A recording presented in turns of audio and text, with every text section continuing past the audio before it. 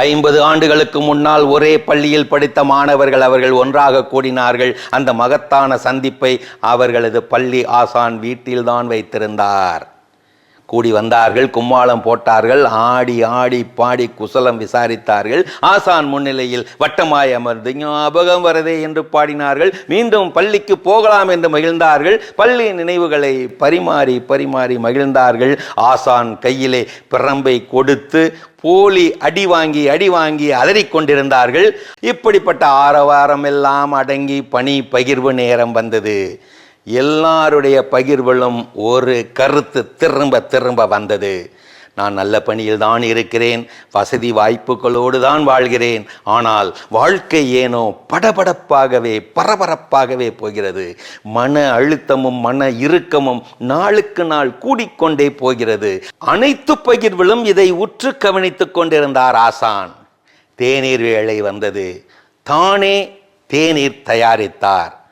அந்த தேநீரை விதவிதமான கோப்பைகளில் தேநீரை ஊற்றி கொண்டு வந்தார் ஆசான். எல்லோரும் அலங்காரமான கலர் கோப்பைகளையே தேடி பிடித்து எடுத்துக்கொண்டார்கள். தேநீரை பருகி முடித்தார்கள். பிரியும் வேளை வந்தது. பிரியா விடை தந்தார் ஆசான். தேநீர் வேளையில் உங்களை நான் கவனித்தேன். எல்லோரும் பகட்டான கலரான அலங்கார கோப்பைகளையே ஓடி எடுத்துக்கொள்வதில் ஆர்வம் காட்டினீர்கள், அதை கவனித்தேன். ஆனால் உங்கள் நோக்கம் என்ன?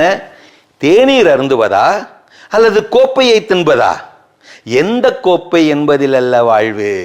உங்கள் பணி, வசதி வாய்ப்புகள், பதவிகள் எல்லாம் கோப்பைகளை போன்றதுதான். ஆனால் வாழ்க்கை என்பதோ தேநீர் போன்றது. தேநீருக்கு மட்டுமே முக்கியத்துவம் கொடுங்கள். மன இறுக்கத்திலிருந்து படபடப்பான வாழ்விலிருந்து விடுபட்டு வாழுங்கள். நிதானமான வாழ்வு நிலைத்து நிற்கும், நிறைவு தரும். பரபரப்பான வாழ்வோ பாதியிலேயே பறிபோகும். இப்படி முடித்தார். இது ஐடி உலக யாரோ சொன்ன உண்மை. வேலை செய்யும் இடத்தில் மிகவும் விசுவாசியாயிருந்து விடாதீர்கள். ஏனெனில் அவர்கள் எதிர்பார்ப்பது திறமையான ஊழியரை, நிரந்தரமான ஊழியரை அல்ல. பிரச்சனைக்கு 2 காரணங்கள் தான். யோசிக்காமல் செயல்படுவது, செயல்படாமல் யோசித்து கொண்டே இருப்பது. போதும் என்று நொந்து போய் புது வாழ்வை தேடுகிறீர்களா? புதிய புத்தகம் ஒன்றை வாசிக்க தொடங்குகள். இப்படி சொல்கிறார் இங்கர்சால். என் இடத்திலிருந்து சிந்திக்க தெரியாதவர்கள், என்னை பற்றி குறை சொல்ல தகுதியற்றவர்கள். அட, இதுதாங்க வித்தியாசம். ஆபீஸ் கோபத்தை வீட்டில் காட்டுனா அது நடுத்தர வர்க்கம். வீட்டு கோபத்தை ஆபீஸ்ல காட்டுனா அது முதலாளி வர்க்கம். இப்போவெல்லாம் இப்படி தாங்க ஓடுது டிஜிட்டல் ஓட்டம்.